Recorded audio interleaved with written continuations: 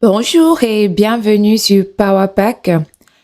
Cette chaîne est dédiée à la maîtrise, la découverte du pack Office, du VBA Excel, de Minitab et de Power BI. Si vous souhaitez améliorer vos compétences sur ces outils, vous êtes au bon endroit. Vous aurez des vidéos qui seront publiées chaque semaine. Alors, abonnez-vous et cliquez sur la cloche de notification pour ne rien manquer.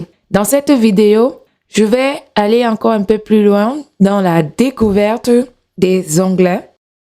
Donc voilà, quand on ouvre Excel, on tombe sur cette interface. Ensuite, vous pouvez soit cliquer directement ici sur Nouveau classeur, ce qui va vous ouvrir un nouveau classeur Excel. Ou alors, quand vous allez dans Nouveau, c'est pareil, vous pouvez avoir ici en bas des modèles.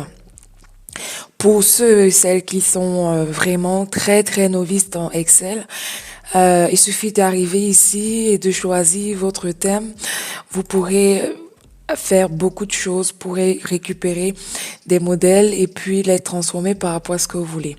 Donc vous pouvez avoir un calendrier, vous pouvez avoir du budget, vous pouvez avoir n'importe quoi. Je vous laisserai découvrir quels sont tous les modèles proposés. Alors si vous cliquez dans Nouveau, ça vous ouvre l'Excel. Et ici, dans Excel, on a plusieurs choses. On a la barre d'accès rapide qui est là. Donc, vous pouvez rajouter ici dans la barre d'accès rapide ce que vous voulez. Ensuite, ici, on a la barre de titre.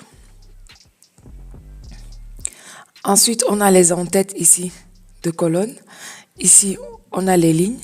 Les en-têtes de colonnes, ça va de A jusqu'à Z. Ensuite, de AA jusqu'à 4, le chiffrement. Et il y en a 256. Après, on a les onglets. Là. Ensuite, on a les panneaux d'outils. Dans chaque onglet, là, on a le panneau d'outils.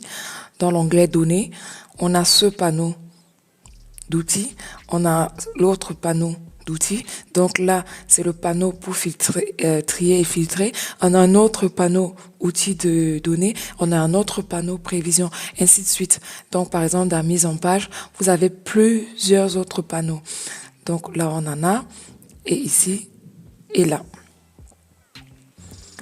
Ensuite, on a les cellules, ici, par exemple, si je clique dans cette cellule, ça s'appelle cellule active.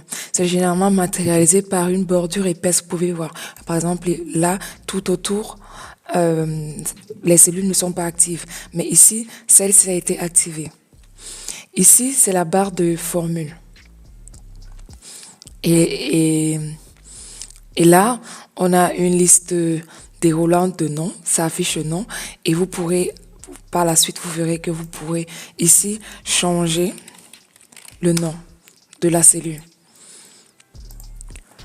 Ensuite, vous avez ici, dans le démarrage, vous pourrez dans Fichier, vous avez ici plusieurs options. Vous pouvez soit créer un nouveau classeur, soit ouvrir un autre classeur. Vous pouvez cliquer sur Enregistrer.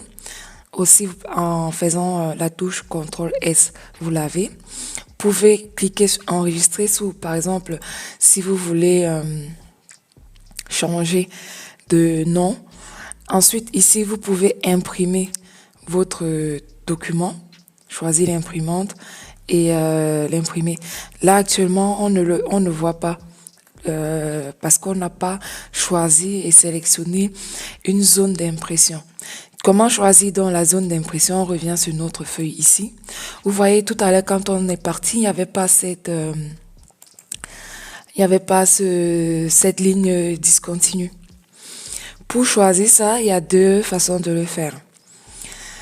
Soit vous allez dans zone d'impression ici, donc par exemple si vous étiez dans accueil, il suffit d'aller dans mise en page, ici zone d'impression, et vous faites définir. Donc par exemple là on va dire je choisis ici, et je fais définir la zone d'impression. Ça c'est comme c'est la première façon de le faire. Cependant, ce que moi j'aime bien utiliser, qui est aussi plus facile, c'est vous allez ici en bas, vous voyez là, regardez.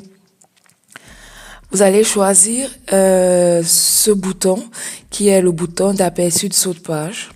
Vous cliquez dessus et vous verrez ici matérialiser en bleu, ça définit la zone d'impression. Vous pouvez donc l'agrandir comme ça.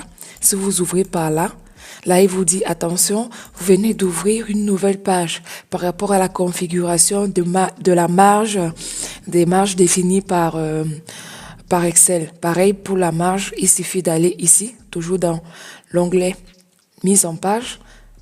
Vous allez dans la marge et vous pourrez faire marge personnalisée. Et là, vous avez à gauche, en haut, en tête, droite, pied de page, bas. Vous pouvez aussi décider de centrer votre page. Vous voyez ici, par exemple, si je décoche, regardez ici. Comment ça se comporte. Je coche. Vous voyez? Donc, ça peut aligner. Donc là, c'est définir une zone d'impression. Si on revient sur la feuille de calcul, on va repartir dans l'impression. On verra que maintenant, ici, on a notre zone qui est définie. Faites un test, par exemple. Là, je vais lui dire test et je peux coller ici le chiffre 30 et je reviens dans fichier imprimé. Vous voyez, on a bien notre zone qui est définie. Ensuite, toujours dans fichier, vous pouvez partager votre fichier, l'exporter, publier, fermer. Et dans options, vous pouvez faire plein de choses. Dans options, vous pouvez faire un paramétrage ici des réglages. On va pas le voir aujourd'hui. Vous pouvez faire des formules. Mais pour le ruban dont on a parlé tout à l'heure, qui est ici en haut, vous voyez ma souris là, ici. Vous allez dans personnaliser le ruban. Et ici, vous pourrez rajouter des fonctions. Là, c'est en bas. Mais ici, pour la barre d'outils rapides, vous pourrez ici, par exemple, rajouter là, vous voyez ici, on a enregistré, annulé, rétabli et ajouté des filtres ici. Donc, vous pouvez choisir de rajouter ici les bordures pour que ce soit plus rapide. Pour éviter d'aller dans insertion, vous pouvez rajouter la somme. Quand vous faites des calculs rapides, pour cliquer directement sur la somme et avoir le résultat. Rajoutez ce que vous voulez. Ensuite, toujours pour commencer, donc on a parlé tout à l'heure des panneaux qui sont dans chaque onglet, donc ici dans l'onglet. Et pour ouvrir les panneaux, il suffit de cliquer sur cette petite flèche. Là. Donc par exemple, si je suis dans formule, j'aimerais, là ça marche pas, c'est plutôt dans insertion. J'aimerais ouvrir ce panneau, je clique sur la petite flèche. Vous avez vu? Ensuite, vous avez des raccourcis comme CTRL-S pour enregistrer, CTRL-C pour copier, CTRL-V pour coller. Donc, c'est des petits raccourcis assez rapides pour votre travail. Je vais m'arrêter là et je ferai la suite très prochainement. Je sais pas encore de quoi je vais parler, mais n'hésitez surtout pas à me laisser des commentaires. Et si vous avez des questions également, si vous voulez voir d'autres choses en particulier, je reste ouverte et je vous dis à très vite.